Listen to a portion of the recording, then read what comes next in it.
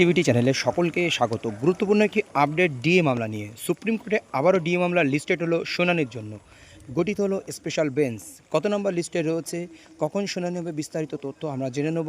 Court number 8, honourable justice Sanjay Karol, honourable mister justice Prashant Kumar Mishra, 2টো PM-এ এই মামলা শুনানির জন্য লিস্টেড হয়েছে। এই মামলা আবারও শুনানি। আপনারা জানেন গতদিন স্পেশাল বেঞ্চ গঠন হয়েছিল বা শুনানির জন্য লিস্টেড হয়েছিল, কিন্তু বেঞ্চের পরিবর্তন হয়েছিল। জাস্টিস সঞ্জয় কারোলে স্পেশাল বেঞ্চ বসেননি বলে জাস্টিস প্রশান্ত কুমার মিশ্রের সঙ্গে অন্য জাজের বেঞ্চ থাকার জন্য গত দিন শুনানি হয়নি, ক্যান্সেল হয়েছিল। আমরা সকালবেলা জানতে পেরেছিলাম, নোটিশ হয়েছিল, সেই মতো আপনাদেরকে তথ্য দিয়েছিলাম। তো আবারও সেই মামলা শুনানির জন্য লিস্টেড হলো। সাপ্লিমেন্টারি লিস্টে এসেছে, স্পেশাল বেঞ্চ গঠন হয়েছে। তো চলুন আমরা দেখে নিই। তো আমরা যদি নিচের দিকে যেতে থাকি তাহলে এখানে 301 নম্বর ছাত্রপাল স্টেট অফ ইউপি এবং 302 নম্বর তারিফ রাশিদ কোরেশি এবং 303 নম্বর, 304 নম্বর এবং 304-এর 1 থেকে শুরু হচ্ছে। দেখুন 304, the state of West Bengal, confederation of state government employees and West Bengal, MA এত এত এত।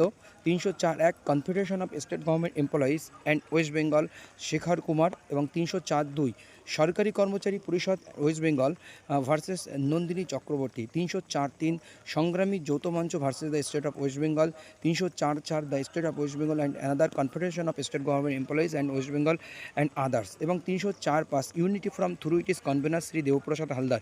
ইউনিটি ফোরামের দুটো সংগঠনে ভাগ হয়ে গেছে, আপনারা জানেন। তো এখানে দেবপ্রসাদ হালদারের পক্ষ থেকে নন্দিনী ভার্সেস নন্দিনী চক্রবর্তী। তো এই হচ্ছে মূলত মামলাগুলো উঠবে 304, মানে দুটোর পরই মোটামুটি এই দুটো মামলা অল্প করে শোনার পরেই, এটা যেহেতু বেইল ম্যাটার রয়েছে খুবই তাড়াতাড়ি হয়ে যাবে। এবং পার্ট হার্ড ম্যাটারে এই ম্যাটারটি আর এই ম্যাটারটি রয়েছে 302 এবং 303, 304, এইগুলো তাড়াতাড়ি হয়ে যাবে। তারপরে ডিএ মামলাও খুব একটা বেশি সময় লাগবে না। রাজ্য সরকার, আপনারা জানেন যে নতুন রাজ্য সরকার ক্ষমতায় আসার পরে তার স্ট্যাটাস রিপোর্ট জমা দিয়েছে, তারা কিভাবে কার্যকারী করছে, কবে কি ডিএ তারা দেবেন বা কত কি দিয়েছেন। সেখানে আপনারা জানেন যে গ্র্যান্ট-ইন 8 কর্মচারীদেরও যুক্ত করেছে।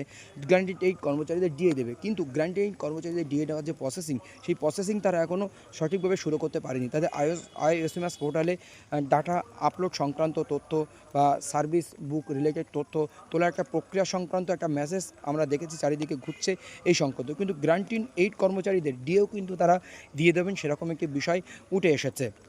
এছাড়াও আপনারা দেখেছেন যে আর কত কী খরচ করছে না করছে সেই বিষয়ে উঠে এসেছে। কিন্তু 4 ভাগে ভাগ হচ্ছে, আপনারা জানেন, যারা 2028 সাল পর্যন্ত টেনে নিয়ে যাবে দিয়ে দেওয়ার বিষয়টি।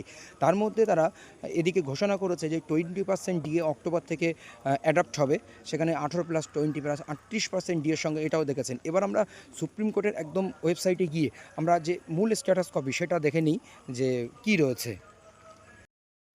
State of West Bengal versus confederation of state government employees West Bengal, diary number 2108, 8/4/2026 file হয়েছিল। এবার এটি কি রাজ্য সরকার যে MA করেছিল, এই রাজ্য সরকার তারা বলেছিল যে ভোটের সময় আমাদের অনেক অসুবিধা, আমাদের কাছে ফান্ড নেই, সেই সংক্রান্ত বিষয়ের উপরে তারা MA ফাইল করেছিল, তারা সময় চেয়ে নিয়েছিল। সেই মামলার শুনানি কিন্তু কেস নম্বর MA 001827 ইত্যাদি ইত্যাদি, CNR নাম্বার প্রেজেন্ট লাস্ট লিস্টে 6/8/2026 আপনাদের দেখা দেয়। আগামীকালই শুনানি। 304 নম্বর list, justice Sanjay Karol, honourable mister justice Prashant Kumar মিশ্রের বেঞ্চে 6/8/2026 ইত্যাদি ইত্যাদি।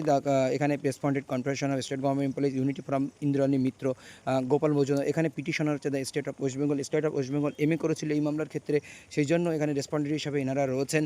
তো এই হচ্ছে মূলত বিষয়।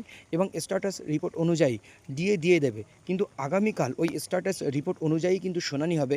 সেটা আপনারা সকলেই জানেন। ওই স্ট্যাটাস রিপোর্টে তারা কীভাবে অ্যাপ্লাই করেছে না হয়েছে সেই বিষয়ে কিন্তু আগামীকাল শুনানি হতে চলেছে। সেখানে কর্মচারীদের পক্ষ থেকে কী দাবি থাকবে সেটাও আমরা জানতে পারবো। 2028 সাল পর্যন্ত তারা লং টাইম টেনে নিয়ে যাবে, তারপর তো একটা বড় একটা ইন্টারেস্ট পাওনা হতে পারে, কারণ তারা লং টাইম টানছে, এরকম একটা বিষয় কিন্তু রয়েছে। আর এদিকে 2019-এর রোপা মামলাও আপনারা জানেন হয়েছে, সেখানে আরও একটা কর্মচারী সংগঠন যুক্ত হয়েছে, এটাও সমস্ত বিষয়ে আপনারা অবগত।